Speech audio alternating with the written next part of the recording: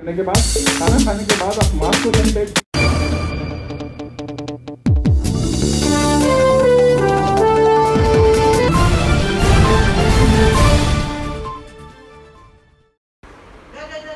Police वालों के phone में उनका नाम कोरोना एक्सपर्ट के तौर पर सेव है। वो अब तक 55 से ज़्यादा police station, police colony, CRPF, RPF और ऑनलाइन ट्रेनिंग दे चुके हैं। नाम है डॉक्टर नीरज कौशिक। आप में से कई लोग इस नाम से बेहद करीब से परिचय रखते हैं।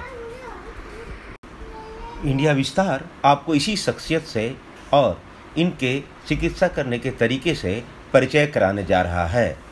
वीडियो में, तस्वीरों में आप इन्हें कई पुलिस स्टेशनों, कॉलोनियों या पुलिस कैंपों में कोरोना जैसे महामारी से बचने का उपाय बताते हुए देख सकते हैं।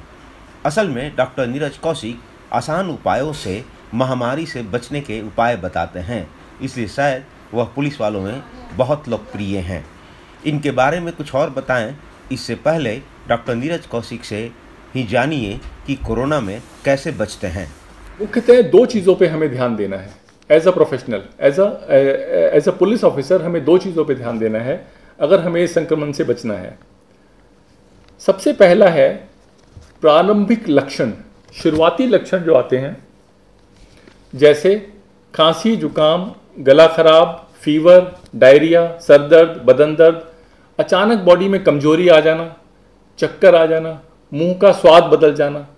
ये छोटे छोटे लक्षण हैं जिनको हमें इग्नोर नहीं करना चाहिए। अगर ये लक्षण हमारे अंदर आते हैं तो हमें एक्स्ट्रा केयरफुल हो जाना चाहिए। हमें अपनी ड्यूटी हम करते रहें, लेकिन अपनी नींद जरूर लें, अपने आप को स्वस्थ रखें, अच्छी डाइट लें, थोड़ा सी एक्सरसाइज वगैरह करें। इन सब चीज़ों को ध्यान रखते हुए हम आगे बढ़ सकते हैं। लेकिन अगर एडवांस सिम्टम आ जाता है, इसका एडवांस सिम्टम इसका होता है अगर आपको सांस लेने में दिक्कत आ जाए और सांस लेने में दिक्कत के साथ आपको बहुत हाई फीवर हो जाए, तब हमें हॉस्पिटलाइजेशन और मेडिकल असिस्टेंस की ज़रूरत पड़ती है। तो हमें ये चीज़ ध्यान रखनी है कि माइल्ड सिम्टम है या एडवांस सिम्टम है, और उसके हिसाब से हमें आगे बढ़ना है। दूसरा जो इसमें पॉइंट है वो ये है कि एक भारत सरकार ने एक ऐप निकाला है आरोग्य सेतु के नाम से। आरोग्य सेतु ऐप को हम सबको डाउनलोड कर लेना चाहिए। उसका रीज़न क्या है कि उसमें हम सेल्फ असेसमेंट कर सकते हैं। आरोग्य सेतु को अगर हम सेल्फ असेसमेंट करते हैं, अगर उसमें हम अपनी करेक्ट इंफॉर्मेशन डालते हैं, तो अगर कोई हमारे आसपास, उसमें हमें ये पता चलता है कि हमारे कितने किलोमीटर के आसपास, 500 मीटर, 1 किलोमीटर, 10 किलोमीटर तक कितने कोरोना पॉजिटिव हैं। और गलती से अगर कोई कोरोना पॉजिटिव पेशेंट हमारे टच में आ जाता है तो हम इमीडिएटली हमें वहाँ पे अलर्ट मिल जाता है। तो मैं रिकमेंड करूँगा कि एक आरोग्य सेतु ऐप हर पुलिस ऑफिसर को अपने लैपटॉप पे, अपने मोबाइल पे डालना चाहिए। और दूसरा है कि आप एक कॉन्टैक्ट नंबर रेडी रखिए। कॉन्टैक्ट नंबर अपने एरिया के नोडल हेल्थ ऑफिसर का। हर स्टेट गवर्नमेंट ने अपने हेल्थ डिपार्टमेंट में एक नोडल ऑफिसर अपॉइंट किया है। उस नोडल ऑफिसर का आपको कॉन्टैक्ट नंबर होना चाहिए। In case of any emergency और एनी व्हेनेवर यू फील कि आपको सिम्टम ठीक नहीं है, आप उस नोडल ऑफिसर से इमीडिएटली बात कर सकते हैं। और अगर वो नोडल ऑफिसर से भी आप बात नहीं कर पा रहे हैं तो मैं आपको 2 नंबर लिखवा रहा हूँ। इन नंबर को आप ध्यान दीजिए और इन नंबर से आप कॉन्टैक्ट कर सकते हैं। पहला नंबर जो भारत सरकार ने इशू किया है वो है 1075, और दूसरा नंबर है, ये दिल्ली का सेंट्रल नंबर है 011-2397-8046।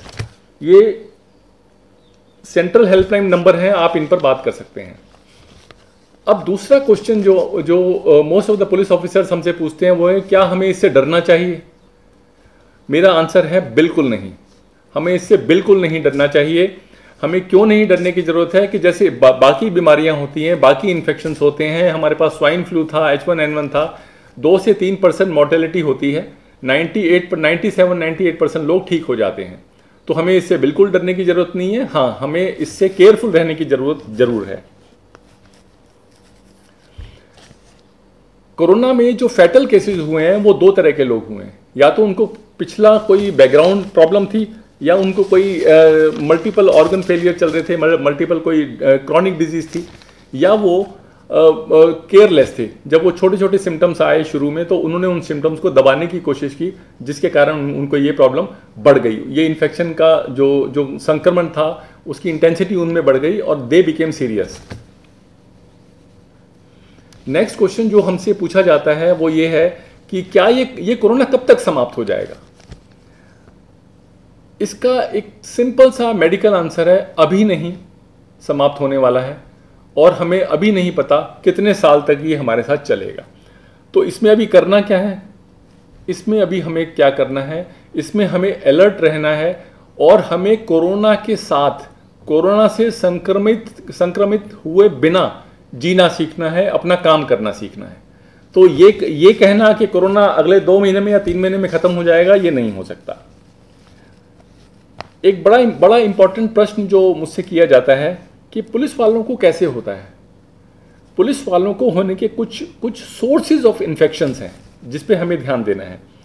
उसमें सबसे पहला सोर्स ऑफ इन्फेक्शन जो है वो है improper handling of patients when going to patients house और शिफ्टिंग देम टू हॉस्पिटल।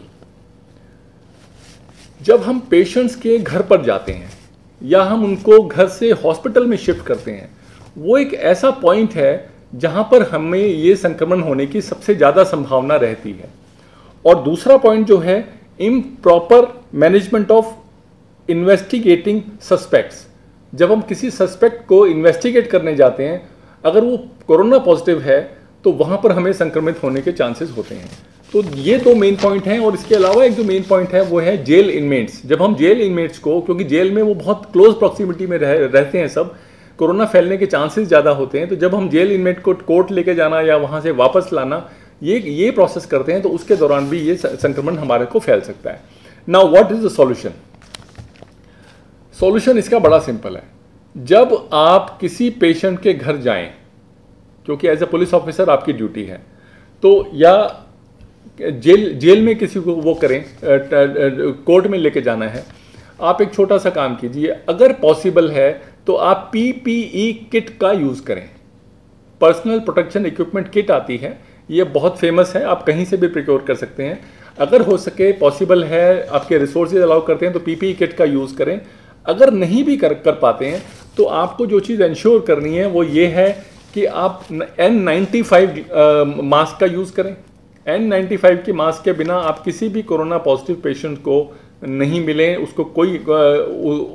उसके घर ना जाएं, ये बहुत इंपॉर्टेंट है। उसके अलावा आप यूज़ कर सकते हैं अपना स्कल को कवर करने के लिए कैप यूज़ कर सकते हैं, साथ में ग्लव्स यूज़ कर सकते हैं और अपना एक आंखों पे चश्मा यूज़ कर सकते हैं। ये कुछ बेसिक चीज़ें हैं जो आप यूज़ कीजिए।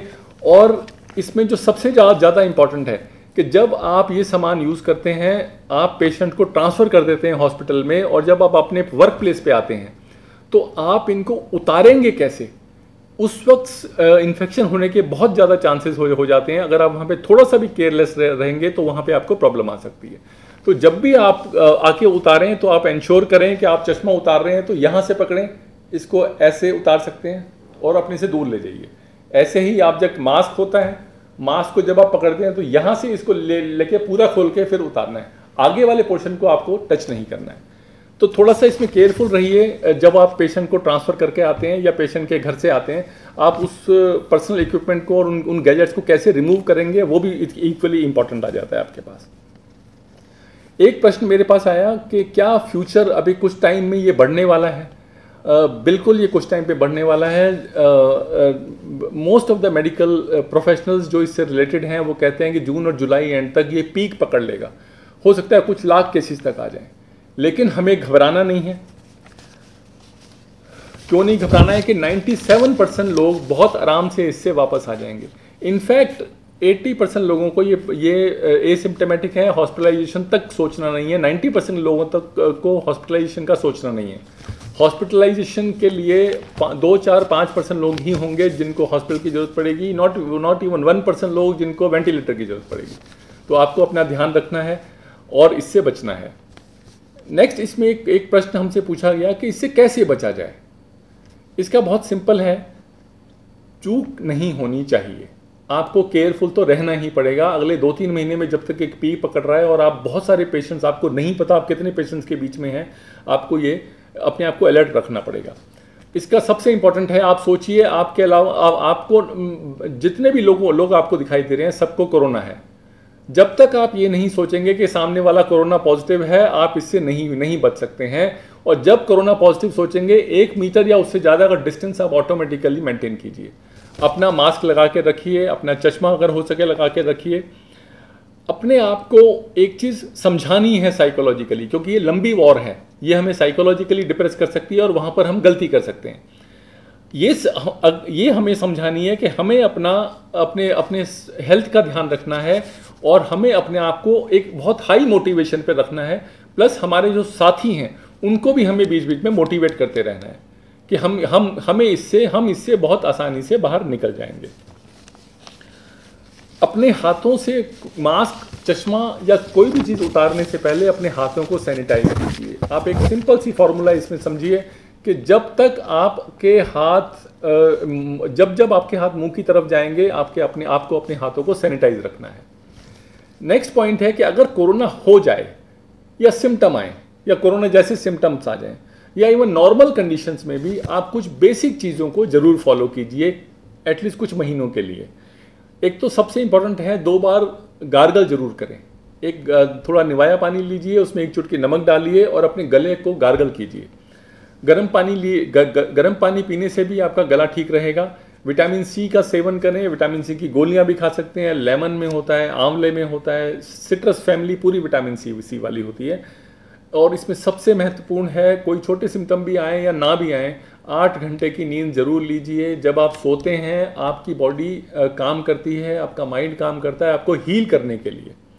एक्सरसाइज जरूर करें, एक अच्छी डाइट जरूर लें और सबसे इंपॉर्टेंट है खुश रहें, पॉजिटिव एटीट्यूड अपना मेंटेन कीजिए। और अगर कोरोना पॉजिटिव हो भी हो तो भी 90% केस में तो आपको इवन हॉस्पिटलाइजेशन की भी जरूरत नहीं है, तो आपको उससे कुछ घबराने की बात नहीं है।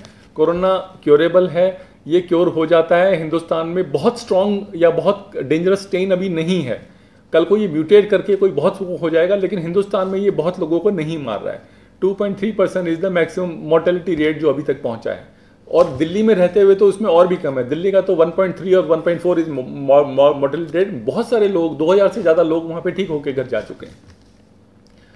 और अंत में एक बात एज ए हेल्थ वर्कर मैं ज़रूर बोलूँगा कि अगर आप इन बेसिक बातों को फॉलो करके इनका ध्यान रखते हैं तो कोरोना पॉजिटिव लोगों के बीच में रह के, उनके साथ रहकर भी आप अपने आप को बचा सकते हैं। एक लास्ट एग्जांपल जैसे मैं आपको देता हूँ, बॉम्बे के एक बड़े फ्लैश पॉइंट पे, हॉट पॉइंट पर एक इंस्पेक्टर साहब थे, वो कोरोना पॉजिटिव हुए। उन्होंने अपने स्वास्थ्य का ध्यान रखा, कोई हॉस्पिटलाइजेशन की जरूरत नहीं पड़ी। 14-15 दिन में वो उनके तीनों टेस्ट नेगेटिव आ गए, वो नॉर्मल होकर बाहर आ गए। तो हमें इससे डरना नहीं है, जैसे बाकी इन्फेक्शन होते हैं वैसे ये इन्फेक्शन है और इसको हम बहुत आराम से काउंटर कर सकते हैं। नंबर ऑफ केसेस से हमें घबराना नहीं है, क्योंकि 135 करोड़ की पॉपुलेशन है, इसमें 10-20-50 हज़ार case is negligible, medically it is negligible, कोई हमें घबराने की जरूरत नहीं है। आई होप कि आप इन बातों का ध्यान रखेंगे और बहुत जल्दी हम एक नई अपडेट के साथ दोबारा मिलेंगे। थैंक यू, जय हिंद।